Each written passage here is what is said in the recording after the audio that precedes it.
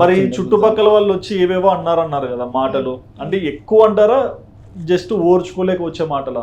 అవి ఓర్చుకోలేక అనను, వాళ్ళకి తెలియక పాపం, తెలియక, నిజంగా తెలియక. ఎందుకంటే యూట్యూబ్ లో నేను దిగకపోతే నాకు తెలియదు యూట్యూబ్ అంటే ఏంటని. ఇప్పుడు కూర్చొని మాట్లాడుకుంటుంటే ఓకే యూట్యూబ్ ఇదా ఇదా అని మనకు తెలుస్తుంది, లేకపోతే తెలియదు కదా. వాళ్ళకి అంతే, ఏదో వీడియోస్ చూస్తుంటారు, వాళ్ళకి ఈ వీడియో ఏంటి ఈ అమ్మాయి ఇంట్లోది అది చేసా ఇది చేసా అని పెడుతుందని వాళ్ళకి అనిపించవచ్చు.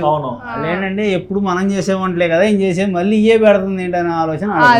అది కూడా ఇంత చూస్తారా అన్నట్లు అన్నమాట. మరి చుట్టుపక్కల వాళ్ళంటే ఓకే, మరి మీ ఇంట్లో వాళ్ళైనా ఎలా తీసుకున్నారు? మీ అన్నయ్య వాళ్ళైనా వీళ్ళు? అన్నయ్య వాళ్ళకి కూడా ఫస్ట్ సేమ్ సిచ్యువేషన్. అన్నయ్య వాళ్ళకి అమ్మ వాళ్ళకి మామయ్య, వీళ్ళకి అర్థమయ్యేది కాదు అండ్ ఇంట్రెస్ట్ ఎక్కువ పెట్టేటోళ్ళు కాదు. తర్వాత ఏంటంటే వాళ్ళు ఒక పేమెంట్ పడిన తర్వాత ఓకే డబ్బులు వస్తాయా అయితే చెయ్యమ్మా అనేసి కొంచెం ఎంకరేజ్మెంట్